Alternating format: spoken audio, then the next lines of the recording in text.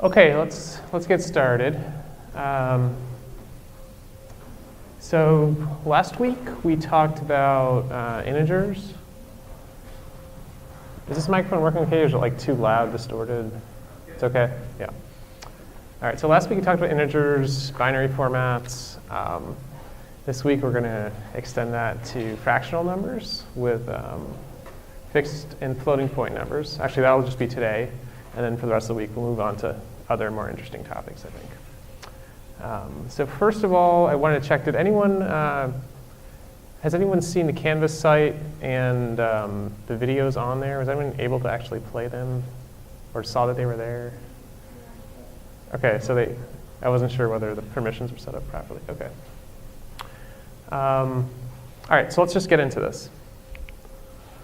So to recap, last week we talked about integers. We said that integers can be stored in a base 2 positional notation in binary. We kind of showed what that looked like, showed how addition and subtraction work using the familiar mechanics. We learned some tricks. So specifically, the one you guys should remember and review is that 2 to the 10th power is 1,024, which is about 1,000. That lets you estimate the bit size of an integer by counting the number of zeros, groups of 3 zeros in base 10. We also saw how signed integers are typically stored using a 2's complement notation or representation, and how we can put numbers into 2's complement by flipping the bits and adding 1, and how using that 2's complement notation allows you to do addition of positive and negative numbers in the same way as you would do addition of just positive numbers, and allows you to do subtraction really easily. Right. We also saw how, with that 2's complement notation, small negative numbers can be easily confused for huge positive numbers because they have that weird notation. So like, for example, the number -1 is all ones. If you know that you're looking at a 2's complement assigned number, then you would know to interpret that as a negative number. But if you thought you were looking at a what's called an unsigned number, then that would actually be a huge number, the largest number available, right? So that is and one of the reasons I talked about spent so much time talking about the 2's complement notation is because sometimes in practice you'll actually get situations where you see this unexpected, weird, large number, and you don't know why, and the reason is that your program is interpreting a small negative number as a unsigned number, and therefore it's seeing all those ones and thinking that it's a huge number, but actually it's just a small negative number. Okay. So on to a few more things about integers that I didn't mention last week. Multiplication actually in 2's complement works really easily as well. So you can multiply positive and negative numbers if they're in 2's complement notation the same way you would work with positive numbers, so it's helpful there. Positive division works as expected. If you want to do division of negative numbers, you'd flip the sign and then do positive division. But I think it's not important to get into details of multiplication and division because, like I said before, I just wanted to give you guys a sense of what these number representations look like and what problems you might see. So another interesting thing is sign extension. So if you have a number and you want to represent it in a larger bit size, meaning you have like a 8-bit number and you want to stick it in a 16-bit field, if it's a positive number, then that's simple, right? You just add zeros to the front, and I think last week we did that a lot. You guys added zeros to the front when you were dealing with numbers, and you had to do that addition or subtraction. If you're dealing with a negative number, you actually do the same thing, but with ones. You stick a bunch of ones in the front, which is kind of weird, but it just works out that way. So for example, if you have -2 as a 4-bit signed integer, that's 1110. But if you want to store that in an 8-bit field or as an 8-bit number, you would actually just add 4 ones to the front of it. And you can see how these both are, if you were to add 2, if you were to add 2 to this, you would get 0 in both these representations. Okay. So you guys may already know that computers typically use 32 or 64-bit integers. In the previous lecture, I was working with smaller sizes just to make the arithmetic and examples easier.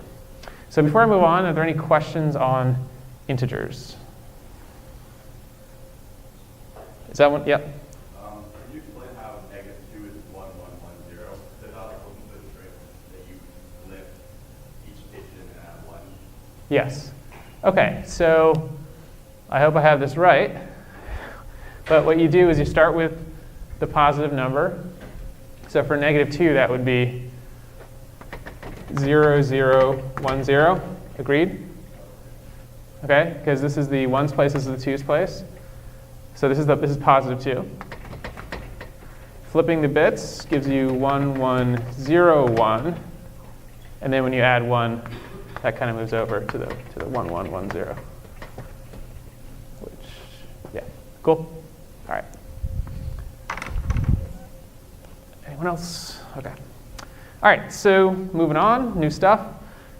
So integers are great for counting, but sometimes you need to measure fractional quantities, and obviously integers can't do that on their own, right? So as you might expect, binary numbers can have decimal places, although they're not really called decimal places because the word decimal comes from the Greek word for 10.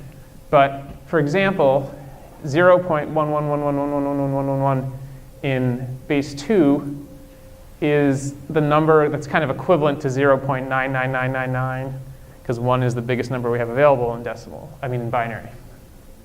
So this 0.1111111 in base 2 is slightly smaller than 1. And similarly, just like in base 10, 0.0000001 is slightly larger than 0. Okay. But then thinking in binary, if you have 0.1 in base 2, this is actually 1/2. It's not 1/10, because this is the halves place. It's not the tenths place.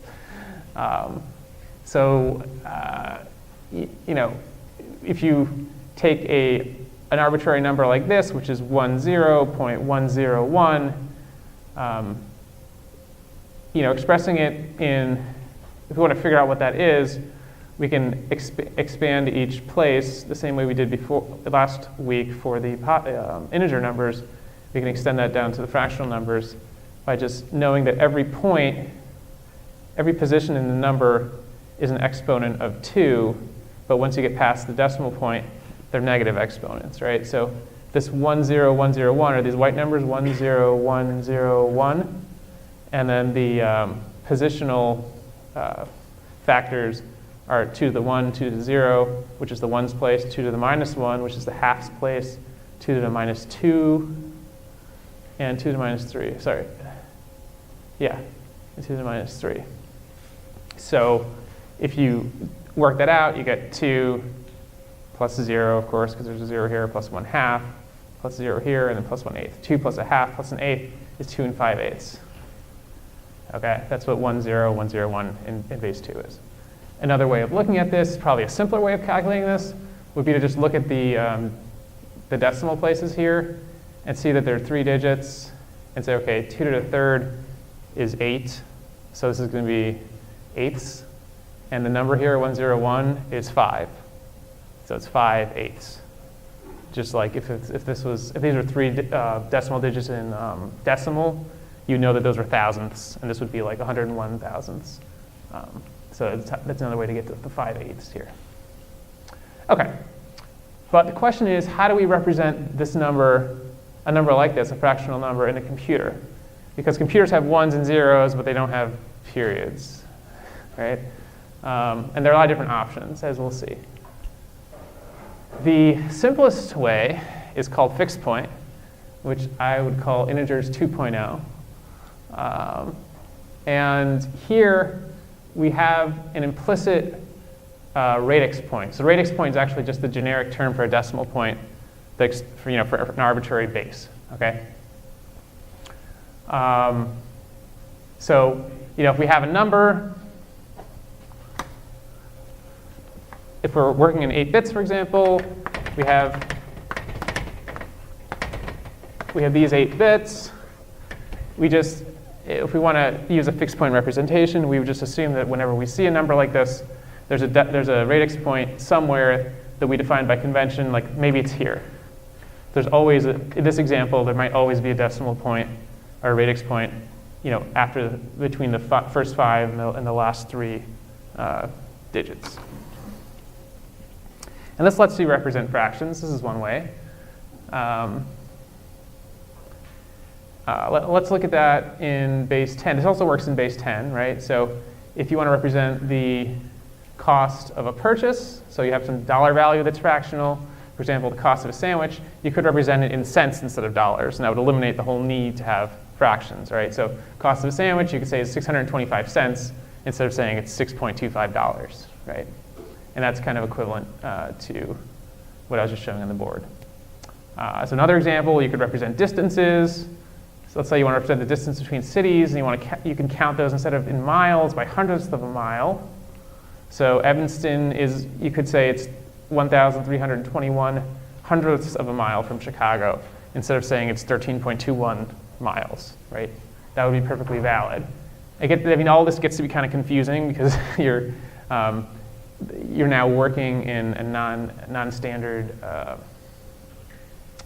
like unit of measurement. And similarly, Evanston is 79,543 hundredths of a mile from Philadelphia. So you could say that instead of saying it's 795.43 miles. Okay? So this also works in binary, as I showed on the board a minute ago. So for example, if you wanted to represent the atomic weights of the chemical elements in 16 bits, you could do it in a fixed point notation, I suppose. So let's say you have elements like hydrogen, whose atomic weight is 1.0784. You have a very large one is uranium, which is not quite the largest, but almost, which is 238.02891 atomic mass units. And luckily for us, in this particular domain, negative values are not possible for atomic weights, so we're going to assume everything's positive. So if we have 16 bits to work with, one strategy we can use in this particular example is to reserve 8 bits for the fractional part and 8 bits for the part greater than 1. So 8 bits, if you remember, 2 to the 8 is 256. So that will give us a maximum possible value of 256 on the greater than 1 side, and it'll give us fractional elements to work with down to 1/256th of a unit. So, taking uranium, that 238 point something, if you were to do the math, you'd find that in binary it's this number here, right? Here's the radix point here. Now, we would store it with this string of 1s and 0s. Of course, we're not storing the point, because there's no way to store a point. We just have 1s and 0s, but we know implicitly that it's there, and we're interpreting it, the bit string, in such a way that we assume it's there.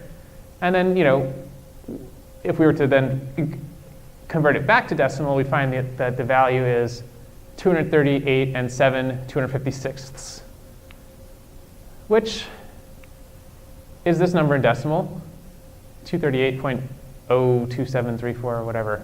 It's not exactly the same number we started with. That's an important thing. Right? So we have limited precision here. We only have 8 binary points.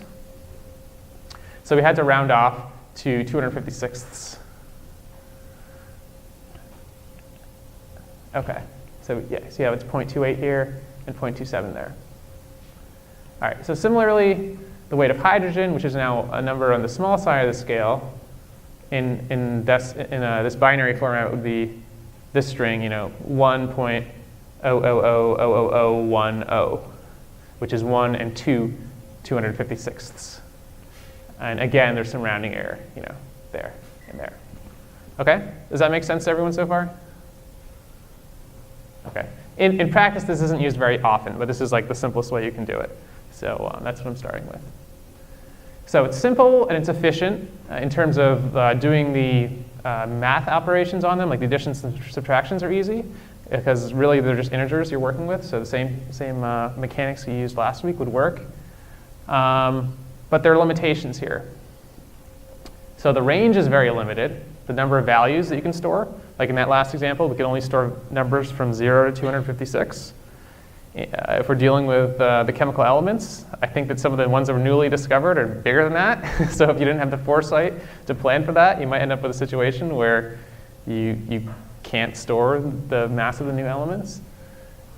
And also, with integers in general, multiplication overflows very easily. So overflow, like we said last week, is when numbers get too large to fit in your data type.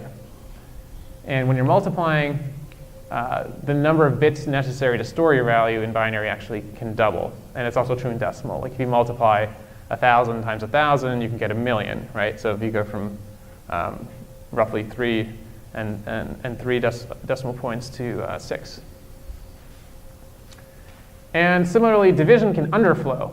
So we haven't talked about underflow, but underflow is when your values become smaller than your smallest possible value. So your values become 0 when really they're more than 0. There's some fractional value. So in the previous example, we saw that this fraction 1.256, like this, once we get below 1/256th, we're going to round to 0, when in reality we may want to store something smaller than that. Okay. Another interesting limitation here is that the precision of fixed point values varies across the range, meaning that the number of significant figures that you have varies depending on whether you're talking about the largest number in the range or the smallest number in the range. So for example, with hydrogen, we were able to represent the mass with 9 significant figures, whereas with uranium, we were able to store it with fully 16 figures, because these leading zeros in the hydrogen value are not significant figures. We weren't able to use these, weren't able to somehow use these to make it more precise at the end. But we'd like to do that. And intuitively, that's what floating point is, which I'll talk about later, where the decimal point can actually move. The limitation here is that that decimal point, the radix point, is fixed at a certain location. And so the representation is optimized for numbers of a certain size. Okay. Any questions on that before I move on? Okay. Floating point is the solution to those shortcomings. Okay. So multiplication works great. Overflow rarely happens. Underflow rarely happens. The way it works is using essentially just scientific notation, which you're all familiar with, right? So just as a reminder, in scientific notation, the number 10,340 is represented as something point something times 10 to the something, in this case 1.034 times 10 to the fourth. So it allows you to represent large numbers. It also allows you to represent small fractional numbers, like this 0.00424 is 4.24 times 10 to the minus third. And the nice thing about scientific notation is that it gives a compact representation for extremely different values. Like this one here, 10 to the 24th power, can be represented in scientific notation as just 1 times 10 to the 24. And similarly, this other one with all these 23 leading zeros is 1 times 10 to the minus 24. Okay, so this is an example where the positional notation for numbers that we've been using so far actually falls apart when you want to represent very large or very small numbers, but perhaps with limited precision. Like if you only have like these numbers here only have one significant figure perhaps, but they're very large or very small. So all these zeros are kind of wasting space. You can more easily represent them in this exponential format. So in binary, there also is a scientific notation. Yeah, question? What is the problem that this solves here?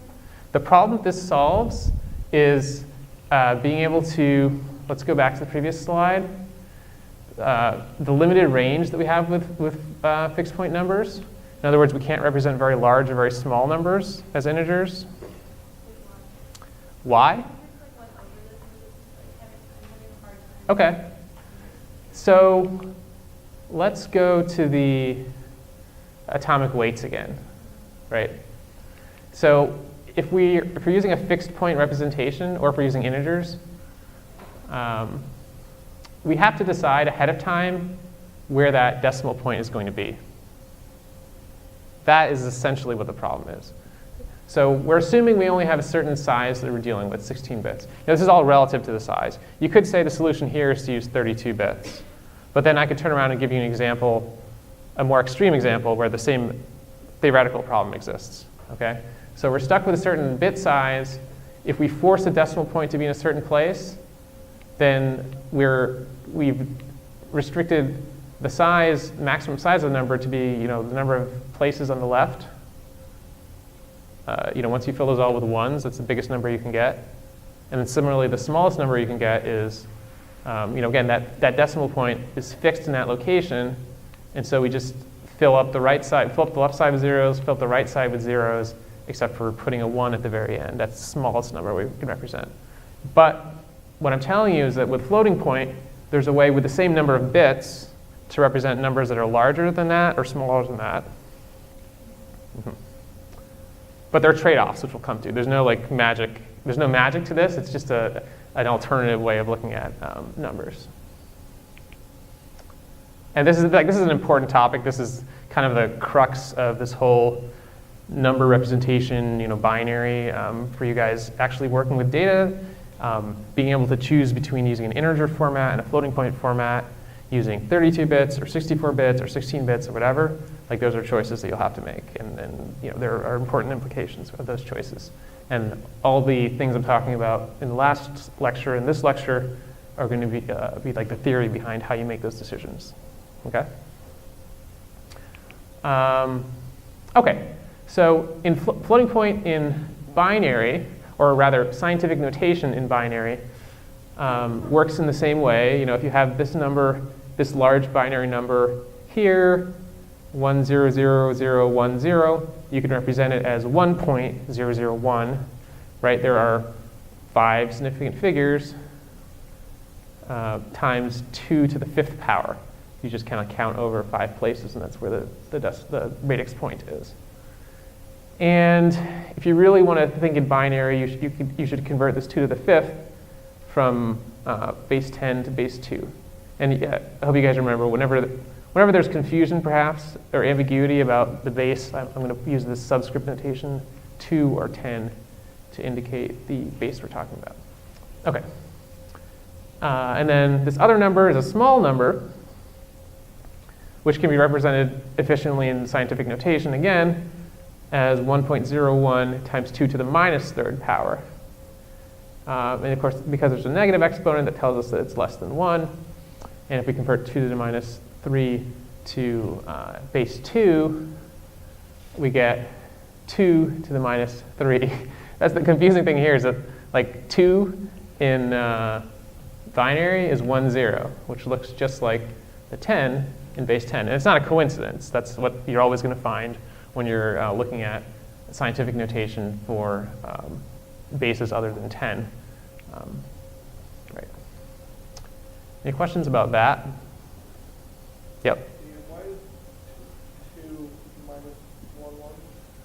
Why is 2 minus 1, 1? Oh, so this here, Yeah. so that the 1, 0 part is the 2, Oh, okay. right? Oh, it's the minus. And then the minus 1, 1 is the minus 3. Got it? And how come now we can just put a minus sign? That's a great question. So in this case,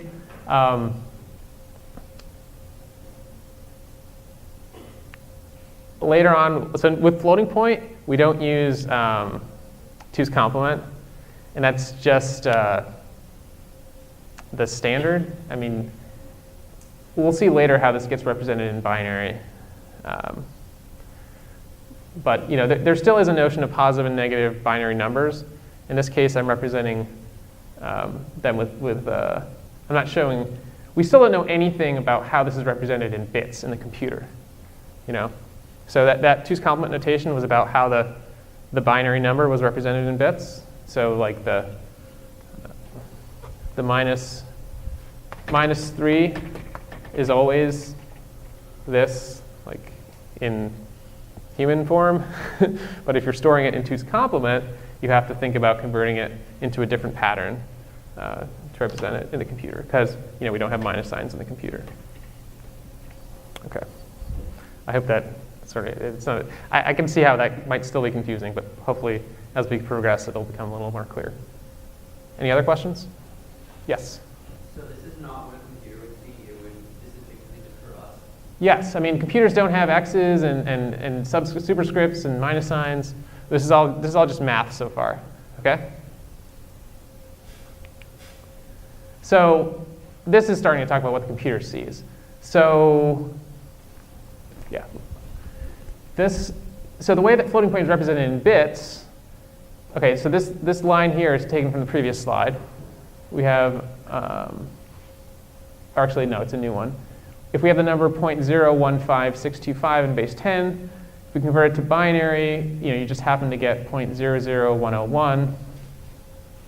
If we convert it to scientific notation, like we were talking about in the previous slide, we get 1.01 times 2 to the minus 3, which is 1, right?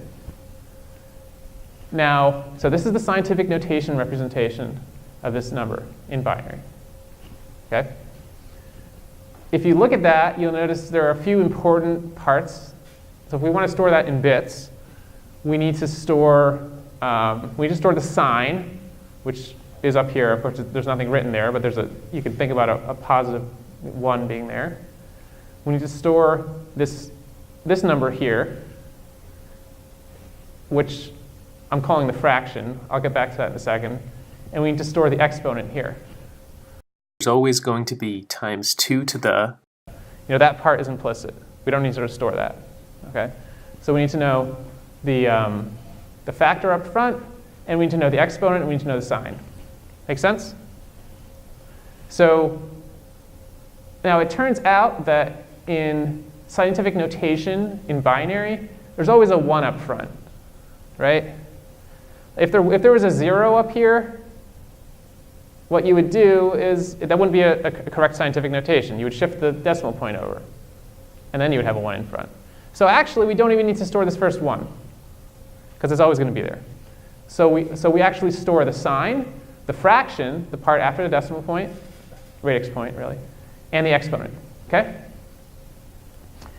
Now, there are a lot of different ways you could do this. Like, for example, there are questions of whether we should use 2's complement for the exponent, whether we could use a sign bit.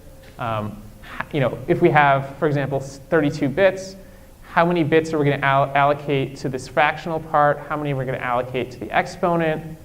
What order are we going to put them in? This is all based on the assumption that we have 32 bits to work with, which is a common size in computers. And we're trying to figure out how we're going to store a floating point. There are all kinds of ways we could do it. And it was done in all different ways by different computer manufacturers until the mid-1980s. Integers were pretty standardized because it was pretty obvious. There's really only one way to do it besides the 2's complement thing. But floating point had all kinds of different formats. Okay. In the mid-80s, the International Electronics and Electrical and Electronics Engineers Society standardized floating point format for both 32 and 64-bit numbers. This is what they came up with. So you take the 32 bits, and you're actually going to use a sign bit in the front, which is different than what we did before. Now, it turns out that the efficiency we got last time from using 2's complement, it's not going to work here, and working with floating point numbers is really computationally intensive anyway. So it's going to be slow no matter what you do. But you have a sign bit up front, right? So 0 for positive, 1 for negative, I think. You have 8 bits for the exponent. So it's this minus 1, 1 that was up here. Now, there's still a question of how do we represent the fact that it's negative versus positive. We'll come back to that. There's the fraction. We reserved 23 bits for that. Now, the number we actually end up with is kind of a 24-bit number because we know there's a 1 up in front of it. But so we take that 0.01, that's here, 0, 1. See that? And this is 0 up front because it's positive. And we have this weird 0, 1, 1, 1, 1, 1, 0, 0 to represent the exponent. The exponent is minus 3. So how do we go from minus 3 to this? Well, it turns out that the standard that the IEEE chose was to use what's called a bias. So instead of using 2's complement or a sign bit, they use a bias, which means that you take your exponent and you add 127 to it. So that means that you can have values from minus 127 to positive 127 or 128 or 126, one of those. But if you have an exponent of 0, it would actually show up as 127 here, which I think would be the 1 and then all zeros. And then minus 3 is 3 less than that, which is how you end up with the zeros there. And if, for example, you saw all zeros here in the exponent, that meant that in reality your exponent was minus 127. Because minus 127 plus 127 is 0. Does that make sense? I mean, I'm not making any argument for why this is a great representation yet, I guess, but this is just a way that you could decide to try to encode all those 3 different things. Yeah, question? So why the 127? Why the 127? The 127 is because because 8 bits, 2 to the 8 is 256, which is twice 127. So when you add 127 to a number that could be between minus 127 and 127, you end up with a number that could be between 0 and 255. All right? So that's actually, when we talked on Friday about negative numbers, I could have said the solution was to add a bias. That actually would not be a bad solution. But it's different than 2's complement, which is typically used. Other questions? Okay. Great. So in addition to that way of using storing in 3 different parts, the sign, the fraction, and the exponent, we also have a few special numbers we can store in floats. So one thing you may have noticed is that you can't store 0 in this representation, because we actually assumed there was a 1 in front. That was true, except for 0. When you actually have 0, precisely 0, even in scientific notation, there's a 0 in front. So what they do in floating point is they reserve a special exponent. There's a certain pattern. If you ever see 1, 1, 1, 1, 1, 1, 1, 1 up here, then the computer knows not to interpret it as a number, but to treat it as one of these few special cases, and then the remaining bits tell you which special case it is. So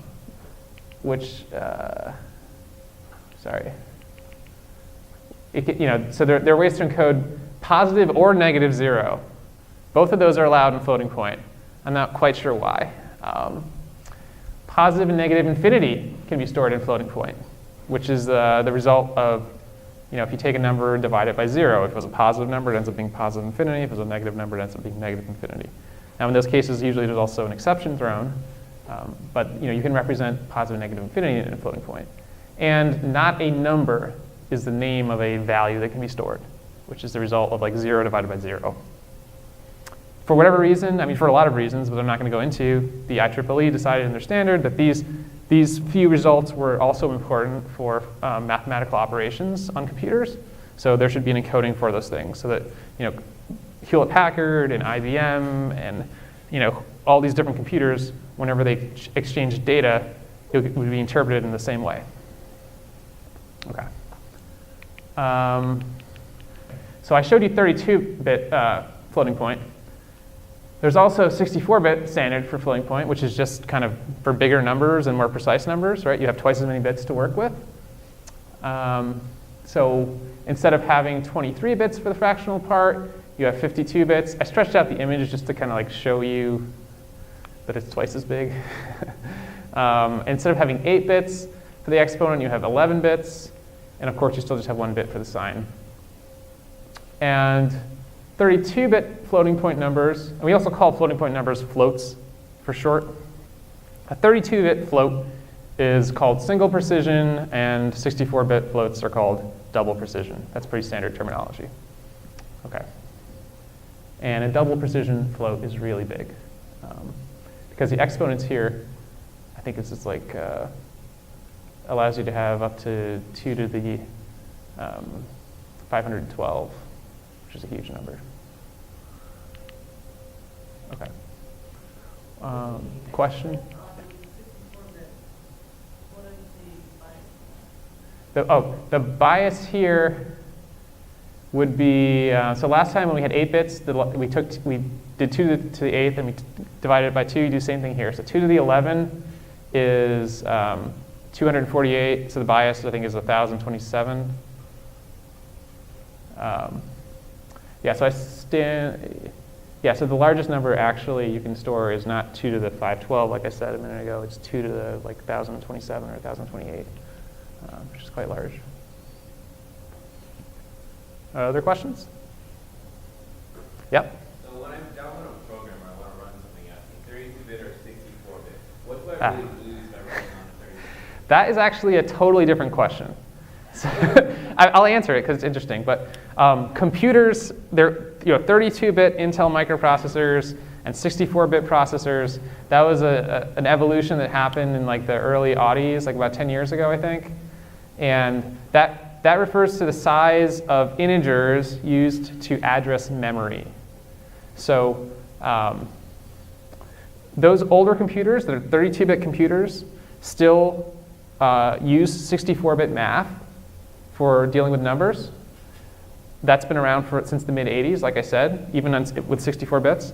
What they didn't typically do in those old 32-bit computers is access memory whose address is larger than 32 bits. So you couldn't have more than 4 gigabytes of memory in an old computer, basically, because 4 billion is 2 to the 32nd power.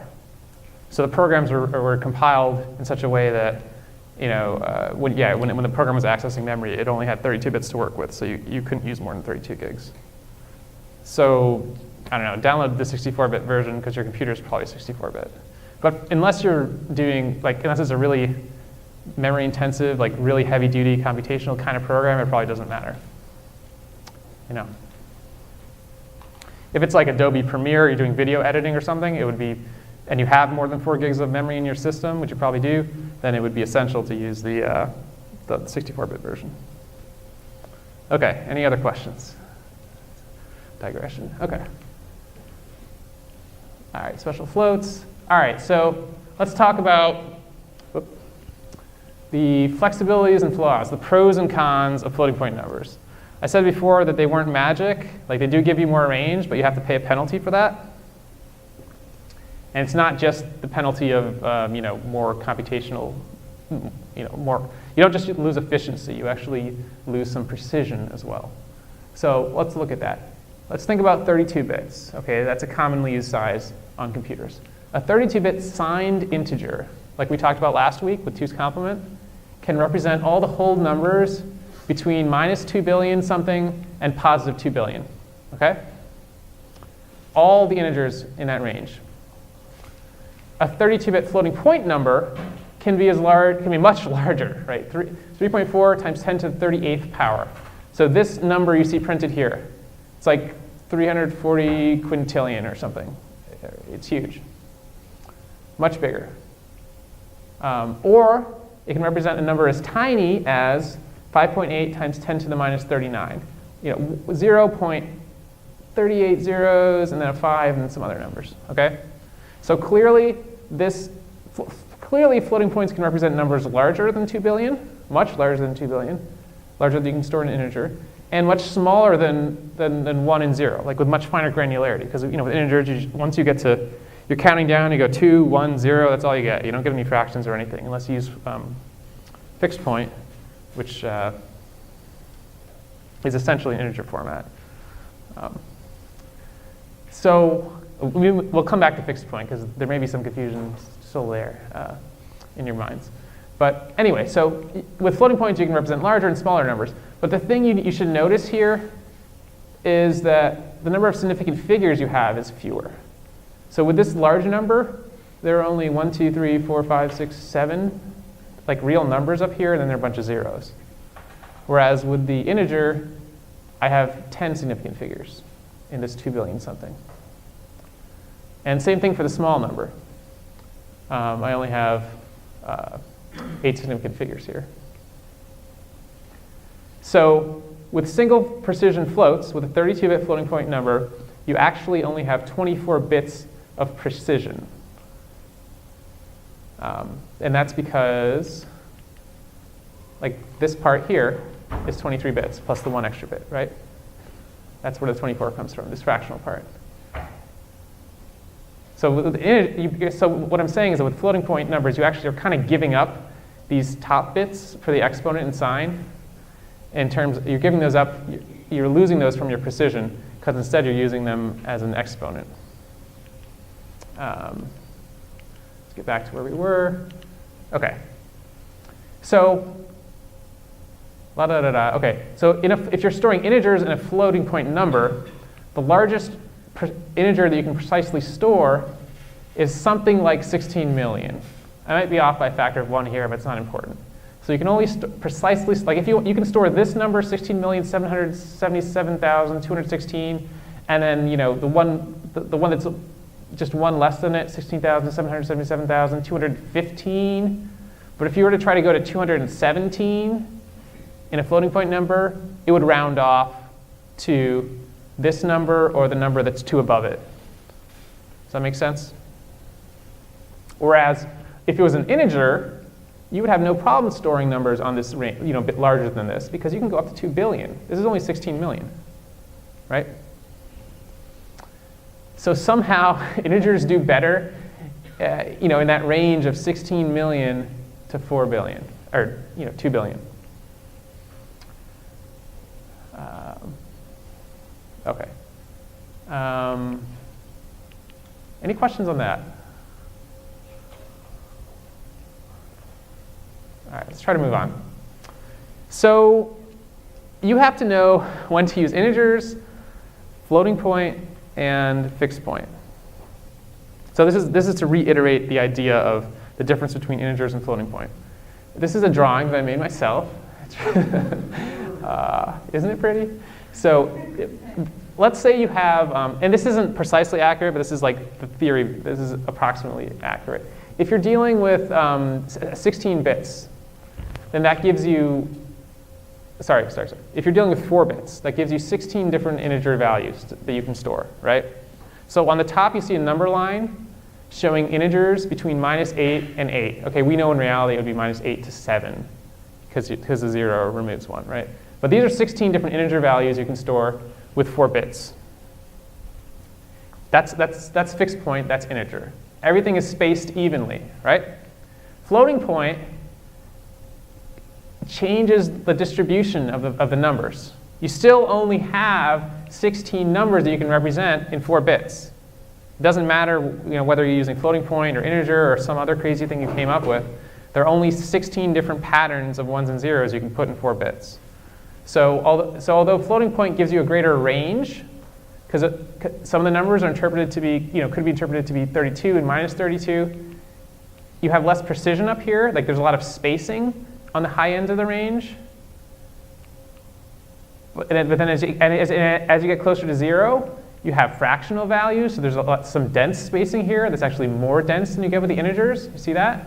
So instead of just having 1, you have 1 and 0.5 and 0.25. But these are still 16 points on the number line. They're just spaced differently. Okay? One's floating point, one's fixed point, which is integer. So the question is, when would you want to use an even spacing of numbers, and when would you want to use a exponential spacing of numbers? That's really what this is with floating point, exponential spacing of the numbers.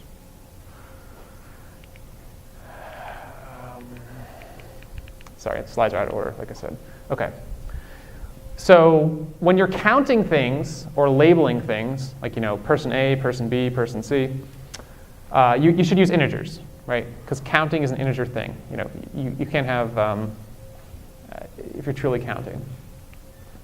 When you're measuring things, you should usually use floating point, because you want to have fractional values available.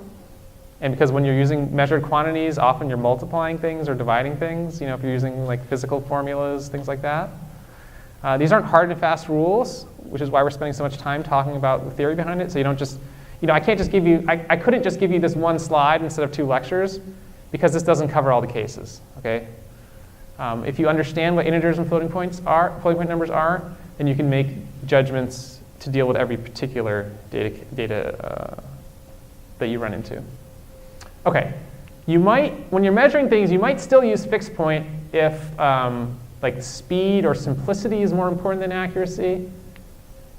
Maybe, like for example, if you're programming a toaster, you might not even have floating point available. That might not be an option. That could be such a cheap, junky piece of hardware that it just has integer math available. And that's what the old computers had. They just had integer math. Okay.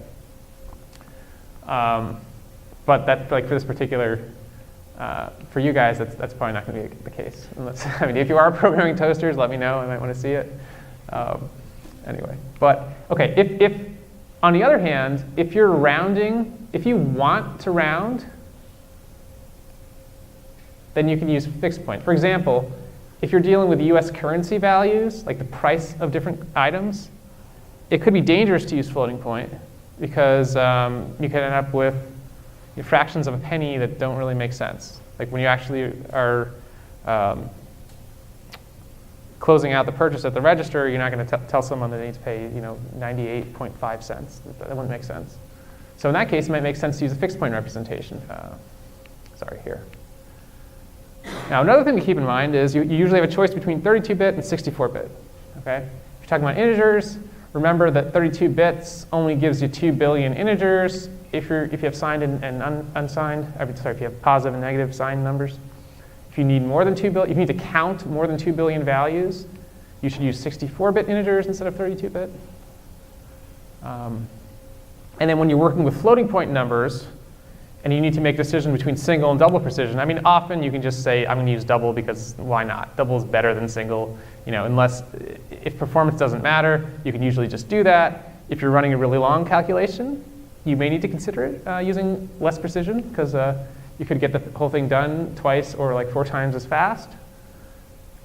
But anyway, the rule of thumb you can use is a single precision floating point gives you 7 decimal digits of precision. And double precision gives you 16 decimal digits of precision. And I give you those values in decimal because you're going to be looking at decimal numbers when you're making these decisions usually. I mean, you also know that there are 23 binary places in the single precision, and they're like 50-something in double, but that doesn't help you as much as knowing the decimal values. Okay, so we did that already. You might be wondering, actually, let's take some questions here if there are any, because this is like one of the most important things. Okay, maybe later. So computers work with floats in a complicated and slow way because they're dealing with both the exponent and the fractional part and the sign and all that. I'm not going to go into that, but just know that it's slower than integer math. Okay. So I just asked a second ago if there are questions, so I assume there are not any now. But let me say that homework 1 will be posted this afternoon, and it will be on number representations. I'm not giving it to you now because I haven't written it yet, but it will be done soon, I promise. This is my #1 priority, to make you guys do homework. And when you do the homework, I want you to keep in mind that there are online tools to do binary conversions. Don't be afraid to use those. You should use those to check your work. But the homework is not going to be designed in such a way that you can just plug numbers in online and get an answer and then turn it in. Like, I'll be a little more clever than that. I'm also going to try to give you like a few different versions of the homework. This is something to keep in mind. So you all have a student ID number. It's on your wildcard. The last digit, maybe, I think I'm going to use that to say, okay, you're going to do homework 1 versus 2 versus 3 based on that number. And like, different versions of the homework will have different numbers in them or whatever. So don't do the wrong version. And don't copy your friend's answers because it's likely your friend will be working on a different version of the homework than you are anyway, right?